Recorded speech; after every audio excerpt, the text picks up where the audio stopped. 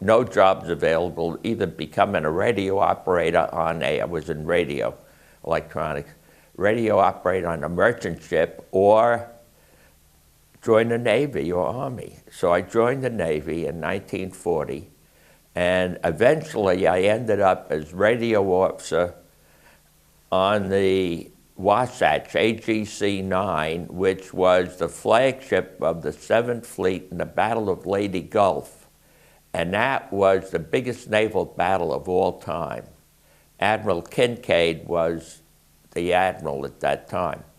And I made some recordings on the ship, I didn't bring them with me, of the night of the Battle of Leyte Gulf on a talk between ship circuits. And that was only for the discussion among various commanders and so on about what was going on. And I don't know what I have on that thing, but I took like 8 hours of recordings that I have at home and the Battle of Leyte Gulf. Now, I'm sure if there's anything on it, the problem is it's 16 RPM or something, or 12, something like that. And also the records are small, they're vinyl records. And by the time the record player gets in there, it cuts out. So I couldn't really tell just how much I have on it or anything. So if you know of anybody who has the facility to read that, it might be interesting too for the library or somebody else. So I was in Africa, I was on the Yorktown and the Atlantic, and they sent me to radar school in September of September 29th, 1941, before the war started. And I came to the States on a Reuben James USS 245, which was sunk a month later off Greenland, where they lost, they had a complement of 200-something, they lost all but 44 people. It was, before the war started, it was sunk. But I wasn't on it. They sent me to school. I did some operating on it, radio. I took, I met a lot of the guys on it, but way back to the States. And I was at Harbor Defense in Oran and Safi, Morocco, submarine, anti-submarine stuff. We didn't do very much. And then Oran later on. We landed in Casablanca in Christmas Eve, 1942, and the Germans were bombing the harbor at the time. We had left the States on December 12th and got there December 24th. And there were a lot of sinkings, but nobody bothered our ships, of course. I guess they didn't see us or find us. And then went to the school and then out to the Pacific again on the Wasatch, which I got married on the 20th of June, 44, and the ship sailed for the Pacific on the 27th. I was a warrant officer at the time, radio. And Admiral Kincaid came aboard after we went out there. And he was the commander of MacArthur's Navy in the Battle of Leyte Gulf. Of course, Halsey was commander of the 3rd Fleet. And that was one of the problems. The command was separated. Kincaid was under MacArthur and Halsey was under Nimitz, and the communications had to go through from Kincaid to Manus and then to Halsey, and there was a lot of time wasted in that, and they got all mixed up. The Japanese had carriers, but they had very few planes, and Halsey was called Bull Halsey, and for a reason, he would take off after anything. That was good in some cases, but a mistake in others, and this was a big mistake because he left the whole invasion fleet. He took all the fast battleships and carriers and everything and went chasing the Japanese aircraft carriers, and he left the San Bernardino Straits open and the Japanese came through. They had told him that the Japanese have the navigation lights on in the San Bernardino Straits. They had attacked them previously, the Halsey, but he thought they were all mixed up and not going through, but they turned around and came through, and they reported it to him. But he didn't believe that they could do anything. Well, they did a lot of damage. They killed a lot of guys. When they came through, they had baby flat tops. They had 3 groups of 6 baby flat tops in our fleet, and he caught them and, knocked the hell out of them and sunk a number of them. We lost a lot of sailors out there. That was called Bull Halsey's mistake.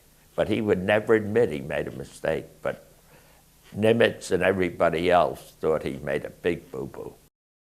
I was radio officer on the Wasatch. AGC-9 was the flagship of the 7th Fleet. We were in charge of the invasion. Our ship was.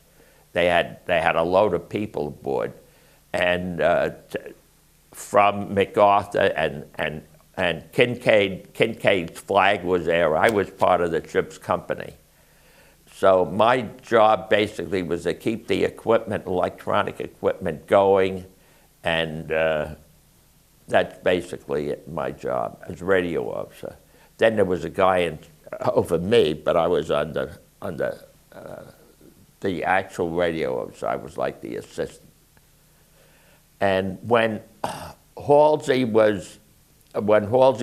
off, the Japanese had 2 battleships that were built in secret called the Yamato and the Musashi. And those battleships were 1.5 times bigger than anything we had. They built it on the sly, and they didn't even let anybody see them when they were building it. And they were around 70,000 tons, and our biggest was 45. And they had 18-inch guns and could hurl a shell 3,000 pounds over 20 miles. And they were monster battleships, and we didn't know they had them. Of course, we had some inkling once the war started, but they had those in the group that's coming to attack. There were 3 groups coming to attack the invasion of Leyte Gulf. The Philippines, MacArthur returns, and there were 3 groups. One came through the south, which the 7th Fleet took care of, and then the San Bernardino Straits was the middle, and then the northern one were the carriers. And Halsey was supposed to take care of the middle one and protect our butts. But he took off after the carriers when he thought they were damaged. They attacked them for 1 day or more with a load of aircraft from the various carriers they had. And he thought that they sunk the Musashi, the second of the 2 big battleships, but the rest of them came through. They lost a few cruisers, and that's the ones that did all the damage off Samar. Right before they went, they could have gone into Leyte Gulf and did us a lot of damage. I've got a lot of stuff with me, but the admiral had been under attack for I don't know how many hours, 30 or 40 hours by planes and everything, and he thought Halsey was right in the vicinity. He didn't want to get caught, so he turned around and ran back. And meanwhile, our battleships of the 7th Fleet were the original ones that were sunk at Pearl Harbor. And they brought them back up, most of them. Of course, the Arizona's still there, and Oklahoma. But they brought them back up, refurbished them, and those were the battleships that we had in the 7th Fleet. But they had been fighting the night before, and they had very few armor-piercing ammunition left, very little. So they wouldn't have been a good defense against these monsters that were out there. But the Japanese got cold feet.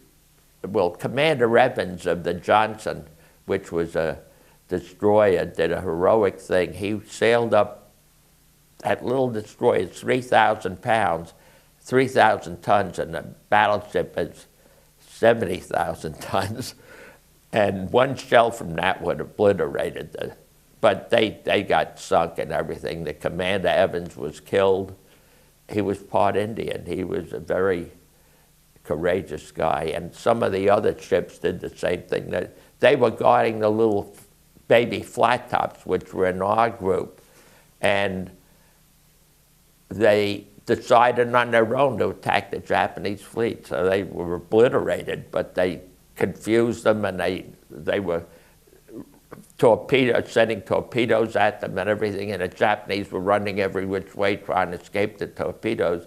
And after a while, they kind of just gave up and turned and ran back. That's basically, very simply, the Battle of Leyte Gulf, as simple as I can make it.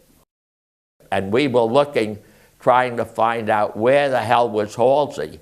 And the messages took so long to get to us that we was even sending out in English. We weren't even encoding the messages. Halsey, we need help, we're in trouble.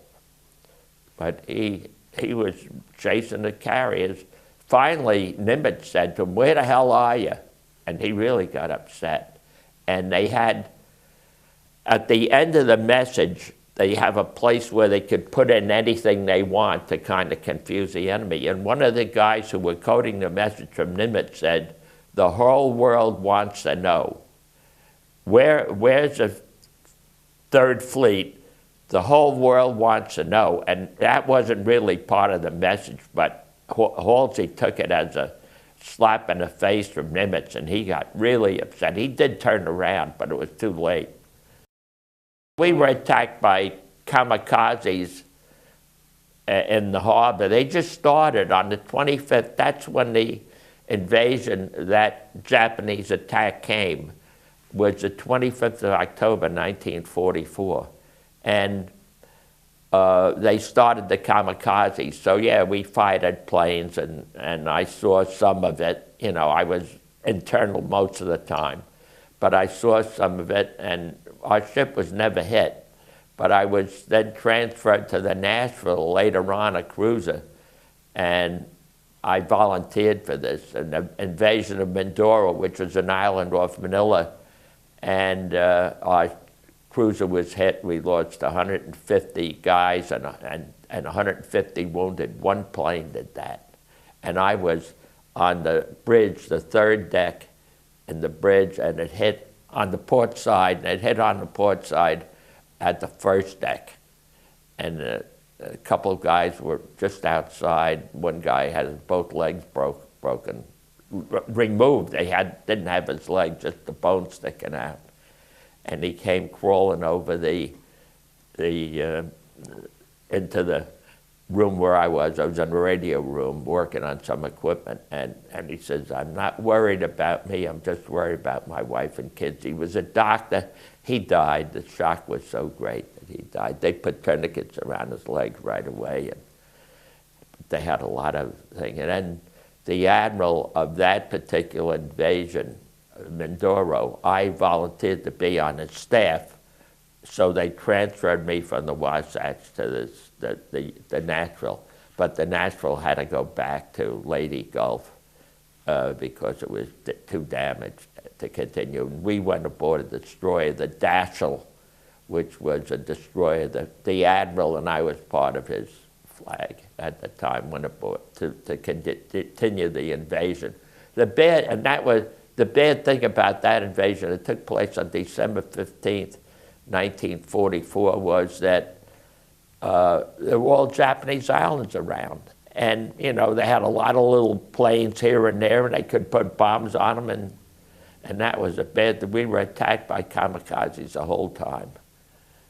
And carriers was hit, and I think maybe I don't think anything was sunk, but maybe small ships were sunk, but nothing big was sunk. But the Nashville was badly damaged.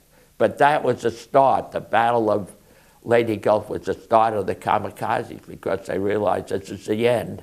And prior to that, some planes did dive into ships, Japanese planes, when they were damaged and beyond hope, but it wasn't an organized thing.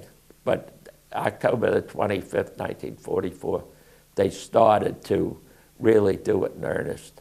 And of course, up at Okinawa, they did a terrific job on our carriers. I was on a number of other invasions, 5 of them altogether. At Morotai, which is a small island, stepping stone between New Guinea, and we didn't get out to the Pacific. I was in the Pacific on the Yorktown before the war started. Then they sent us to the East Coast. Then later on, I went to Africa, came back to the States, and then out on the Wasatch. But I went out in the Wasatch in June 27, 1944. We started for the Pacific, and we were in 5 invasions. Ours was a flagship of 5 invasions in the Philippines mainly, not in Okinawa or anything like that. The invasion of Morotai, which is a small island, a stepping stone to the Philippines. Leyte Gulf, Mindoro, Lingayen Gulf, Mindanao, and then Borneo. 6. My ship was in. We were never hit. Now, if they knew what we were, they would have hit us, because all we had was radio equipment and radio operators. We weren't a fighting ship. We did have some guns, but no 5-inch guns for any aircraft stuff. But we weren't a fighting ship, but we were a command ship. And every time we went to a new invasion, Kincaid was on board us. He was a fairly famous admiral in the invasion of Leyte Gulf and the invasion of Lingayen Gulf. But on the other 4 or so, or 3, other admirals aboard. The invasion of Balikpapan and Borneo, which took place on July 1st, 1945, Admiral A.G. Noble was aboard our ship. And I don't know, he might have been in Mindanao and so on, but they changed the admirals. Kincaid was only aboard on the the 2 big ones.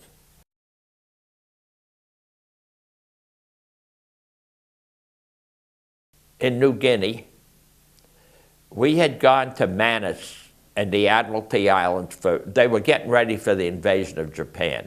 And our ship being a command ship, there was like 10 of ships like ours, which basically were command ships for invasions. That was our job. But we looked like a freighter. You know, I got pictures of, we didn't look like a fighting ship. So the Japanese didn't know that we were important. So they would have, been after us too. But I was in New Guinea. MacArthur had a place in New Guinea at Lake Centenny, had a house built there, and he had his wife and kid there, I guess. And we were on a R&R, 10 days R&R in New Guinea when the bomb was dropped on the Japanese. I had seen a number of people killed, and I was, very much against the Japanese. And I thought it was the right thing to do, because we would have killed many more of them, and they would have killed a lot of us if they didn't drop the bomb. It was a terrible thing, there's no question. But you had the choice of letting a lot of your guys be killed and a load of them, and saving a lot of lives. And it did save a lot of lives. It was very inhuman in some way, humane, but I think it was the right thing to do.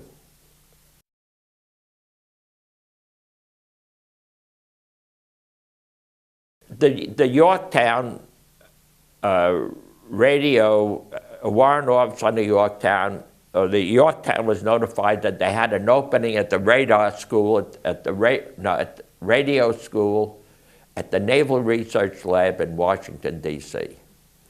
So we had a load of radio operators aboard, radio people aboard the ship. So he gave us all a test.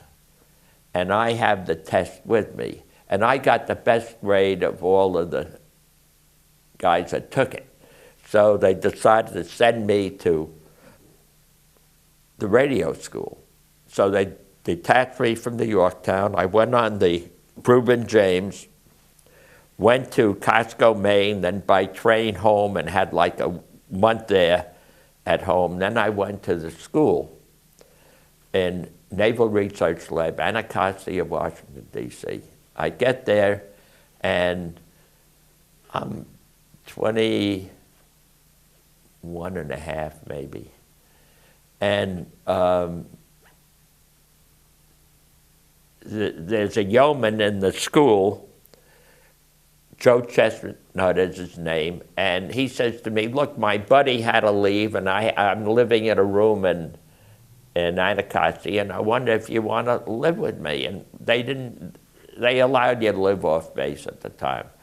So I said yeah, so I stayed with him, and one day he came home from a date he had with this girl, Joel Ballinger, and he said to me, I went skating last night, we bumped into 5 girls that work at the Pentagon. And I said, hey, maybe you can get me a date. He said, yeah, I'll get you a date. I said, I want a date with the prettiest girl. So I said, okay.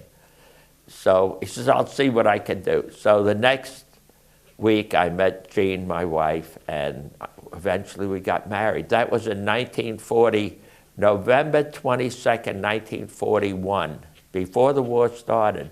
She had been a student in Oklahoma at OU, Oklahoma University, and her aunt was working in Washington, D.C., and her aunt said there were jobs available, a load of jobs available up there. So she had very good typing and shorthand skills.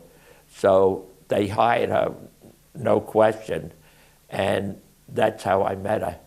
And she was just had come up maybe 2 or 3 weeks before, and I had just got there. So we went in Washington, D.C. It was a terrific place to go. You know, we'd go dancing and so on. We went to USO places, and we had a great time. I was just a kid, and she was a kid. We had a wonderful time. And we were married for 60 plus years. She died in Georgetown Hospital in January 22nd, 2005.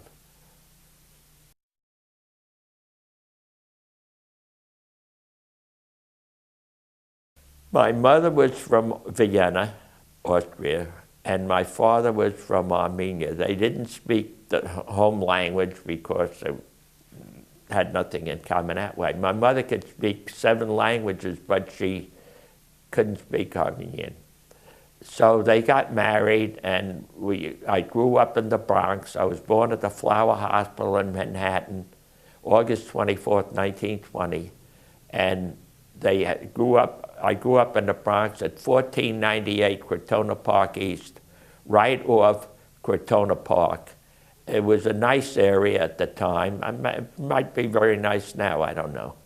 But my parents were excellent parents. I couldn't have had any better parents.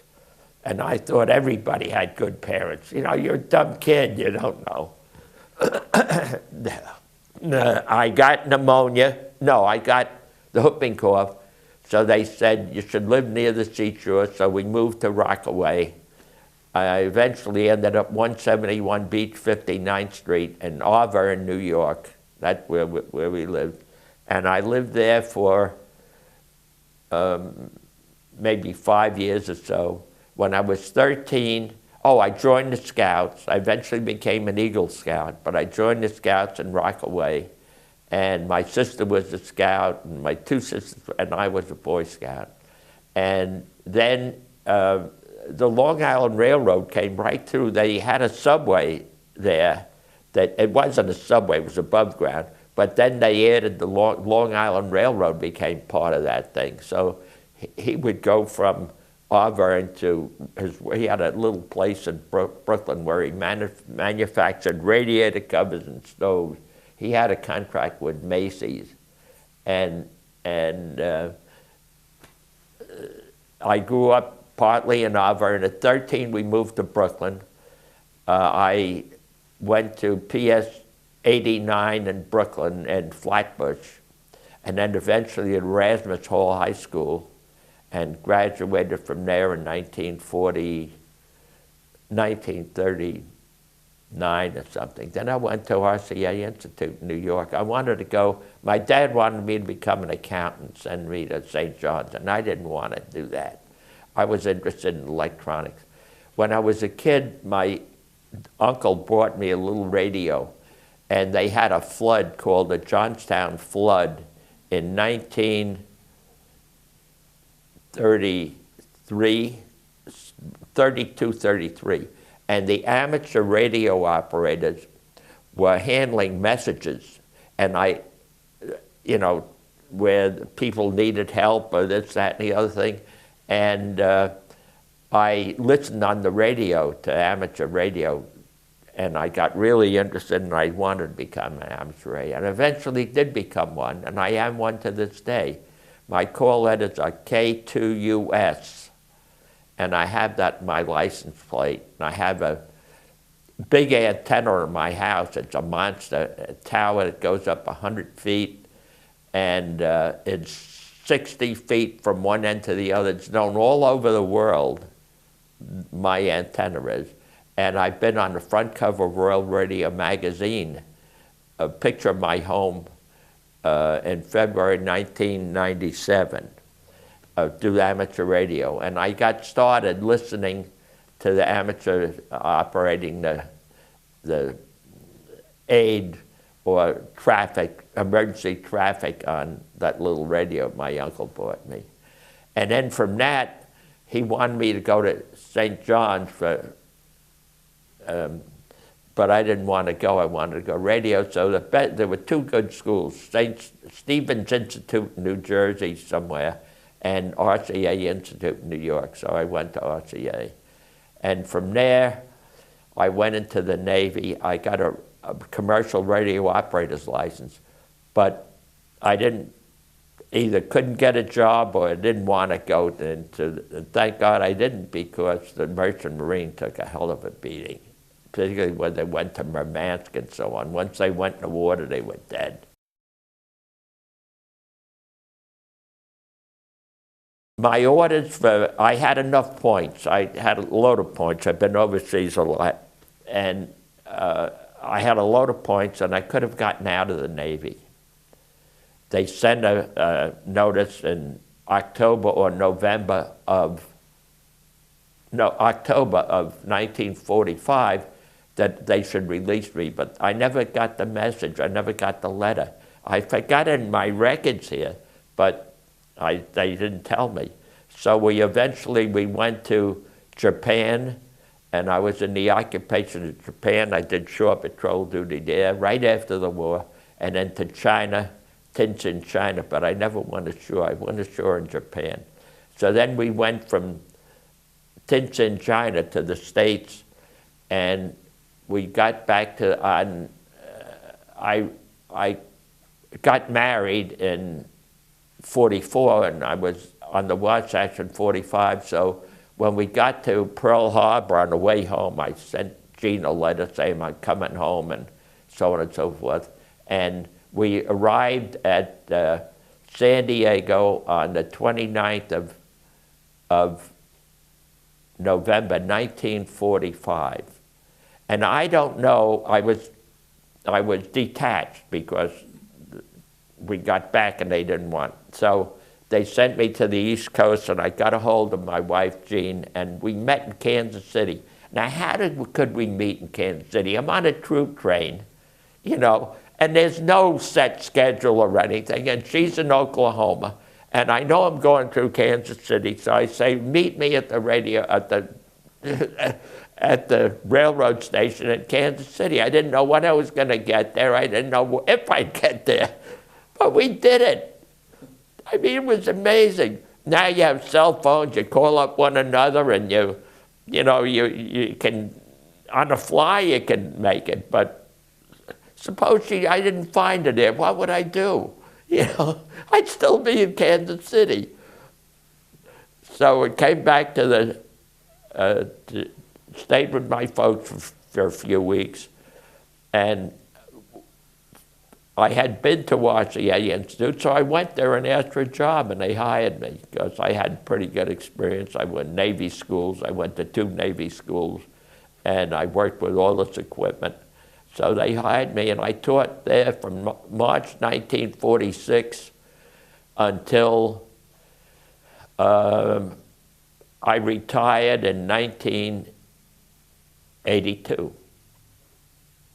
I became senior instructor. I was in charge of a couple of their programs.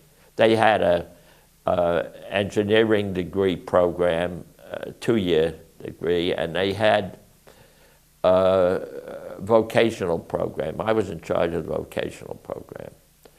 My daughter went to our school and took digital computers and so on, digital stuff.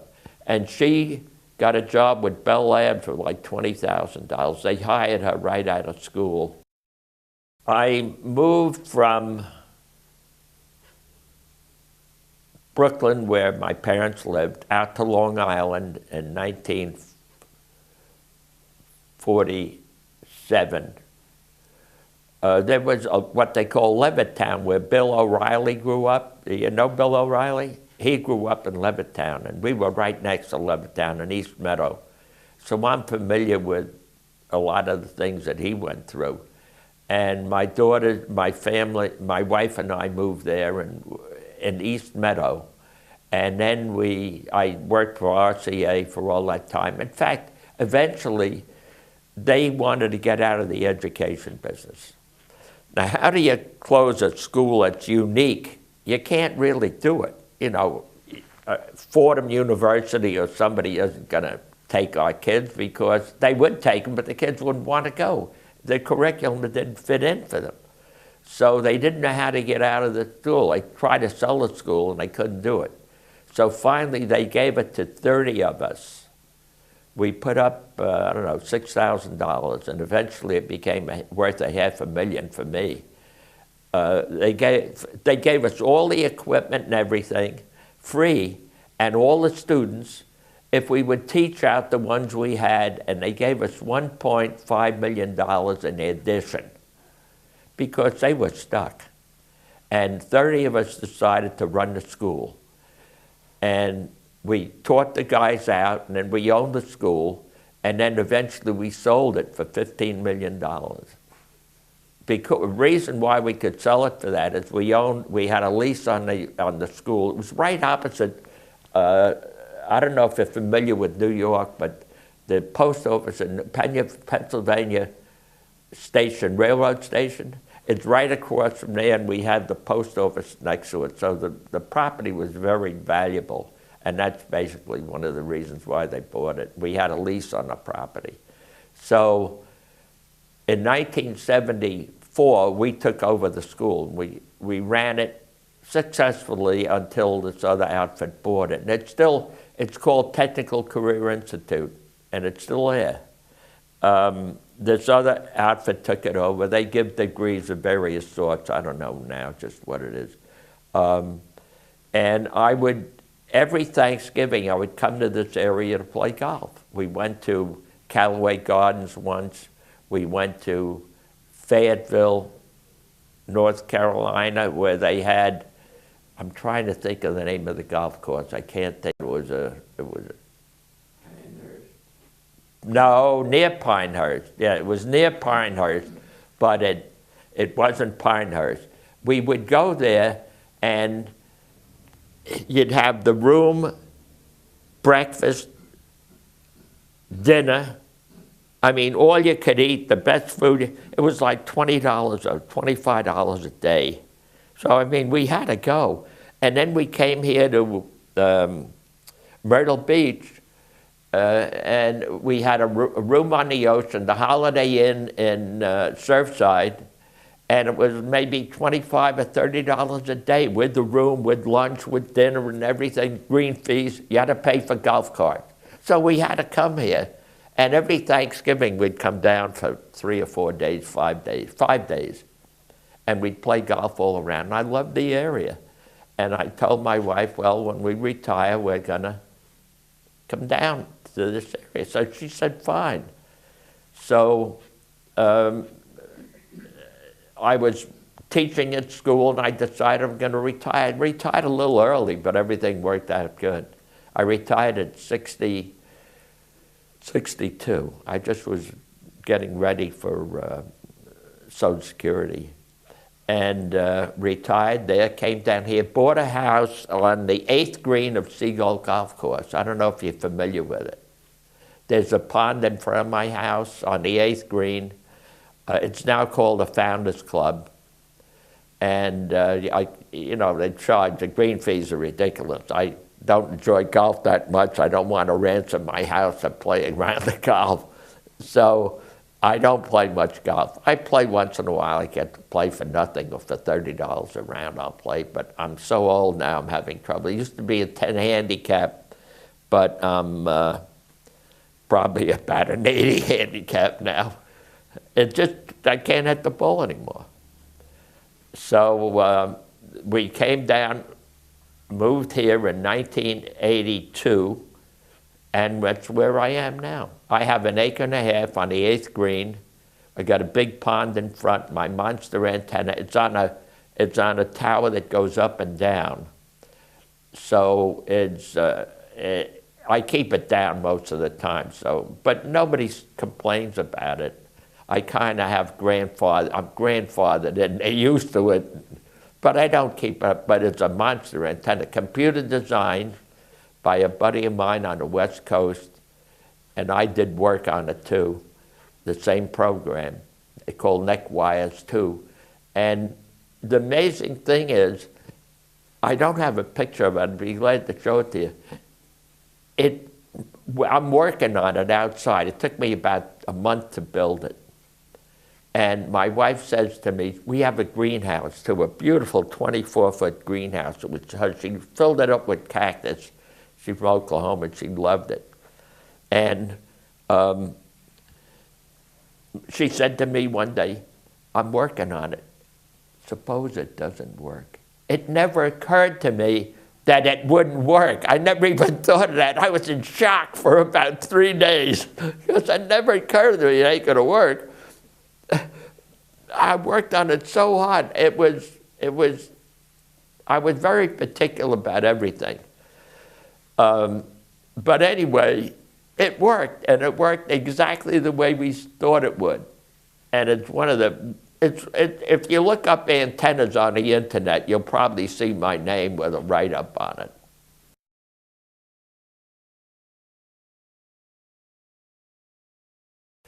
The Yorktown we came to the East Coast from Pearl Harbor.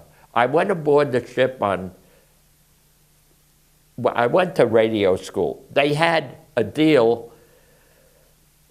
They needed radio operators. They knew the war was coming, or they better get ready for one. So they needed radio operators. Where but not to go, but to radio amateurs. They already knew the code. I could copy 13 words a minute, and that's what they wanted to just start in the Navy. So they offered, and I got pictures in my book of the Navy offered radio amateurs a deal. If you'll sign up, we'll do this, that, and the other thing for you. And you'll go to school, you'll learn radio operating. We knew how to send code and all, but how do you do the radio operating part? But what naval procedures do we have to learn? So I joined the Navy on account of that. And I went to Norotan Heights radio school, which was an old soldiers' home in Norotan, Connecticut. And they took it over, and I was the first class there, in the first class. And I learned my radio operating procedures, so I became a radioman third class. And then they sent me to the West Coast, and I go out to San Diego by train with my buddies. I got pictures of that too. And we go from San Diego to San Francisco and then out to Pearl Harbor. We get to Pearl Harbor, the Yorktown's out at sea. So what they do is they send a boat in. They had I don't know where they had this boat stashed away, but it's a monster. It was maybe 50 feet long and 20 feet wide. And they put a load of us in that little boat, and they take us out, and on the horizon, I'm going out Pearl Harbor, you know, with my duffel bag and so on. On the horizon, I see this monster ship, and it's a Yorktown.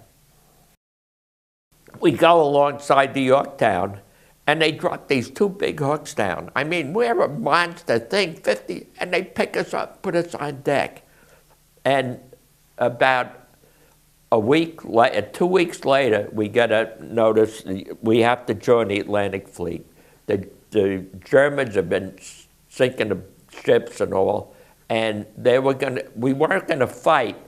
We were just gonna go there. We went through the Panama Canal to Bermuda, and we go from Bermuda out to the Azores, back to Norfolk, out to the Azores, back to Bermuda, out to the Azores, back to Norfolk. We did 5 of those trips. I got it all outlined in there. And basically what we're looking for, we'd send planes up. My job was in flag plot. I would contact the planes in case of emergency, but nothing ever happened.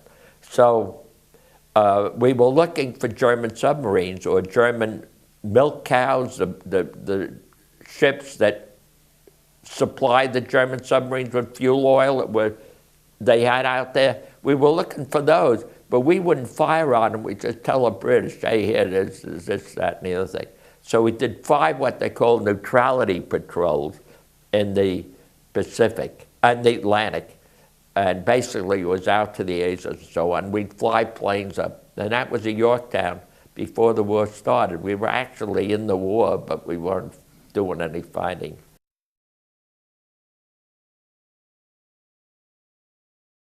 They were setting up harbor defense against submarines, basically, for the invasion of the African continent.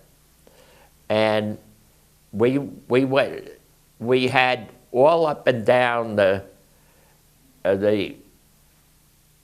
west coast of Africa, up to Safi was the most southern part, but then we went up. We had different groups that went in there to provide this. There were one officer, one senior petty officer, and then guys in between, maybe 7 or 8 of them. And I was one of the groups that went to Safi, Morocco, which was the most southern group that we had. And our job was, we put these sonobuoys out in the water around the harbor, about a mile apart, and they had microphones under the water, and we'd listen to the various frequencies, and we could tell if there were any propeller noises or anything. And that was my job, to keep the equipment going. We had the guys do the operating. My job was to keep the equipment going, and I had an officer in charge of our group. The name escapes me, but it may come back. It's not important. So I did a very good job. I had been to, they sent me to radar school. I ended up 4th out of 80-something. I could have been 1st, easy, but I was dating my wife and I didn't study at all. But I ended up 4th out of 80, and that had a big bearing on my becoming an officer. So I did a good job in Safi. I was very conscientious. I never was drunk. I was never AWOL.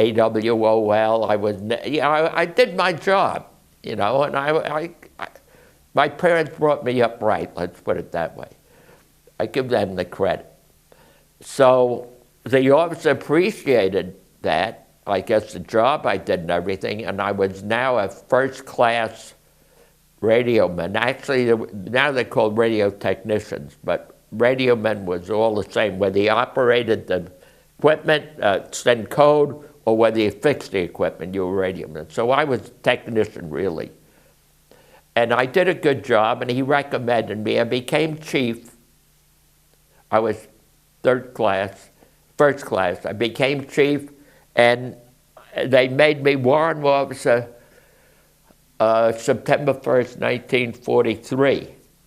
And that was on my time that we left Safi and we went up to Iran because the war had continued and they didn't need us in Safi. The French took over from us. And that's how I got my commission. The fact that I did very well when I went to school, I was 4th out of 80, and the fact that I did a good job when whatever they gave me to do. So they recommended me for warrant officer. A year later, I was chief warrant. And that's amazing. I was only 24 years old. I was chief warrant officer, and we had more equipment, radio equipment aboard that ship than you can imagine. Transmitters all over the place, radio operating positions, maybe 70 or 80 of them, antennas all over. It was mainly communications, that's all we were. And yet, we couldn't get the message to Halsey. We wanted, Kincaid thought he was still guarding San Bernardino Straits. So when we woke up on the 25th, well, we were awake the whole night because the Japanese attacked us, but when we realized on the 25th of October that we had the whole Japanese fleet and these big battleships outside of Leyte Gulf, and we were screaming for Halsey's help, he just wasn't around. But the Japanese were firing armor-piercing ammunition at our carriers. They thought they were the big carriers. They didn't know the difference. I guess they're so far away, 15 miles. The shots were going right through, shells were going right through the small carriers and not exploding most of the time. So they put holes in them, but they didn't sink them. They sunk a couple of them later on, and they kept firing at them. But the most amazing thing, heroic thing, was that Commander Evans of the Johnson, and there were some others too, small ships that went up against the Japanese fleet, cruisers, battleships, everything you imagine, but they didn't have many planes. That was a big, big plus. And our planes from these Jeep carriers, they're little, they're called Jeep carriers. I don't know what their designation was, but they had maybe 30 planes aboard each one of these little guys, and they were just diving at the Japanese, dropping everything they could think of on them. You know, they weren't prepared for this sort of thing. They were mainly for helping the troops, you know, providing air support for the troops on the invasion. They weren't to fight the Japanese fleet. So they didn't have all the torpedoes and everything that they would have had normally. In the meanwhile, Halsey is chasing the carriers, Japanese carriers that had no airplanes. They had a few planes, but nothing much. And he's got everything up there, the battleships. He took everything. He didn't even leave a rowboat to guard the San Bernardino Strait. He took it all. But the Japanese figured him out. You know, Bull Halsey, and they raised the red flag, and he takes off.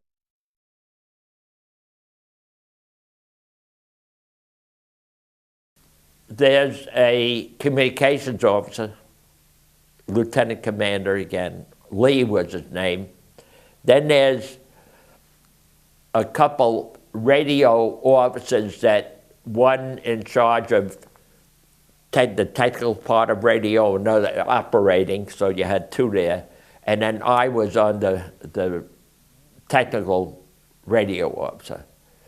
And my job, there was maybe 3 or 4 of us, was the equipment, maintenance of the equipment. That was my job. Radio transmitters, receivers, and so on. I didn't do it. I just had other guys do it.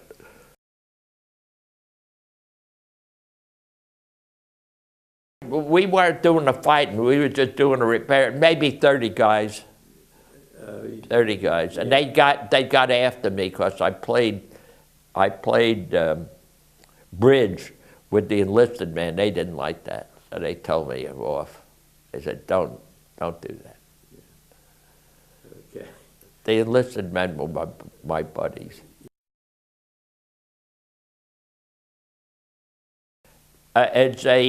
AGC, Amphibious Group Command Ship. And there were a lot of them during World War. We were the AGC 9.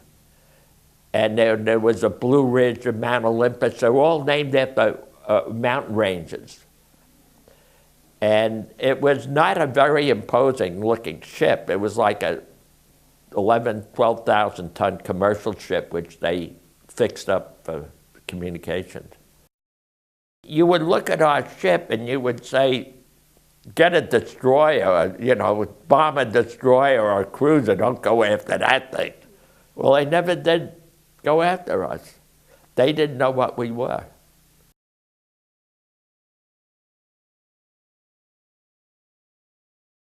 Yes, I was a chief warrant officer, and they offered me a commission. I got that here too, permanent commission and all, because they needed people in radio and radar, and I was a, you know, kid, and I wanted to get out.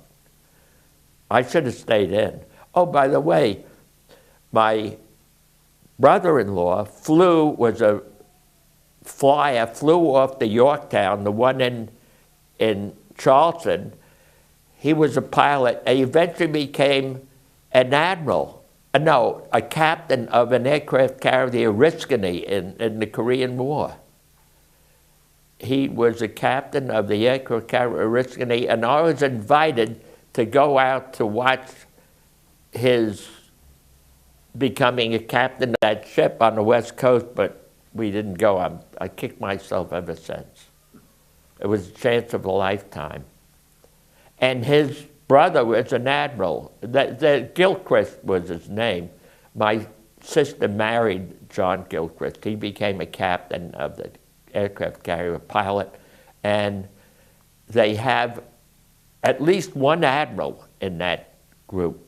And my sister's son, two of them graduated from Annapolis, and the other one from West Point, and they had a daughter too. She's a great kid.